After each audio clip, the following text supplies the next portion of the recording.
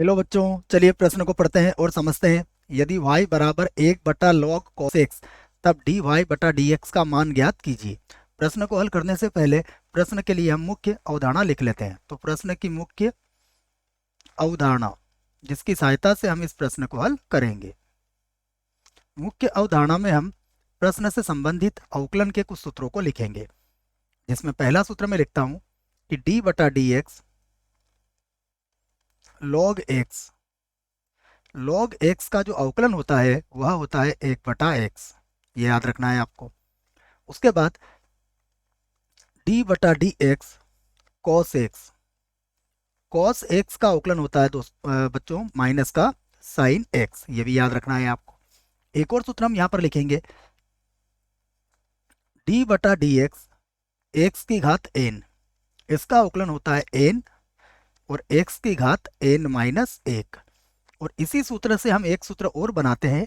यदि यहाँ पर n का मान -1 हो जाए तो d बटा डी एक्स ये हो जाएगा 1/x, और 1/x का अवकलन होता है माइनस का 1/x की घातांक 2। इस सूत्र से ये बनाया जाता है।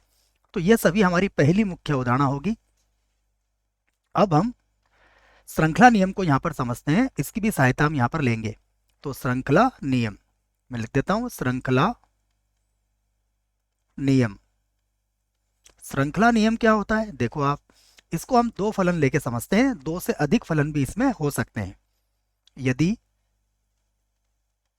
मान लीजिए मेरे पास कोई फलन है y बराबर एफ यू, तथा एक और फलन है u बराबर जी ऑफ एक्स, तब जो dy बाई डी एक्स होता है वह होता है dy बटा डी यू गुणा डी यू बटा डी एक्स के बराबर।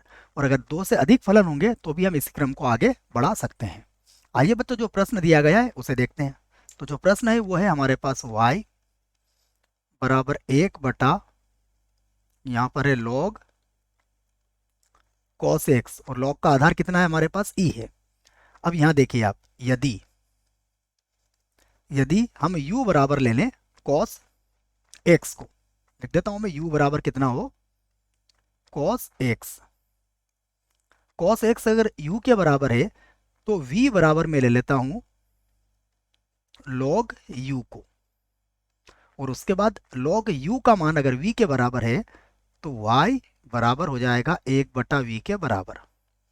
तो मैंने u, v और y ये तीनों को यहाँ लिख दिया है। अब हम सभी का अवकलन कर लेते हैं। सबसे पहले हम u का अवकलन करेंगे x के सापेक्ष। तो मैं इस बात को लिख देता हूं। तो मुझे मिलेगा यहाँ पर du बटा डी एक्स, और cos x का अवकलन होता है माइनस का sin x।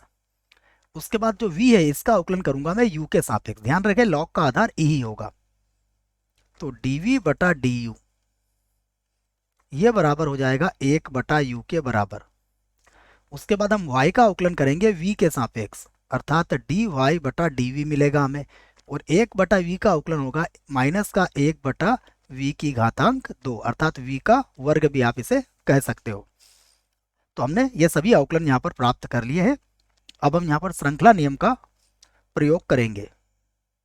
तो मैं लिख देता हूं इस बात को। अब श्रृंखला नियम से श्रृंखला नियम से जो सूत्र हमने मुख्य अवधारणा में लिखा है उसी की सहायता हम यहाँ पर लेंगे। तो dy बटा डी एक्स बराबर हो जाएगा dy बटा dv, उसके बाद dv बटा du हो जाएगा, और उसके बाद du बटा dx हो जाएगा। अब यहाँ पर हम मान रख लेते हैं, dy बटा dv ये है -1/v का वर्ग, dv बटा du ये है 1/u के बराबर, उसके बाद du बटा dx ये है माइनस साइन x के बराबर। फिर से लिखते हैं हम, dy बटा dx बराबर माइनस है, देखो 1/। अब हम सबसे पहले देखेंगे कि v हमारा किसके बराबर था? v था log u के बराबर। तो ये हो जाएगा log u और इसका वर्ग हो जाएगा और log का आधार e ही रहेगा। गुणा देखते हैं, अब होगा 1/u, तो 1/u को भी लिख लेते हैं और गुणा में यहाँ पर है हमारे पास साइन एक्स। देखो तो ये माइनस और ये माइनस अलग अलग हैं अभी, तो यहाँ पर माइनस का साइन एक्स। अब माइनस और माइनस को गुणा करोगे तो ये प्लस बन जाएगा, तो dy/dx बराबर, देखिए ऊपर तो आ जाएगा साइन एक्स और बटा, सबसे पहले हम u का मान रखते हैं, तो u हमारा किसके बराबर था, देखिए u था cos x के बराबर, तो मैं यहाँ लिख देता हूँ cos x। उसके बाद होगा log आधार e और u का मान फिर से क्या रखेंगे हम, cos x, और पूरे का क्या हो जाएगा यहाँ पर वर्ग हो जाएगा, और यही हमारे प्रश्न का उत्तर होगा। आशा करता हूँ आपको इस प्रश्न का उत्तर समझ में आया होगा। धन्यवाद।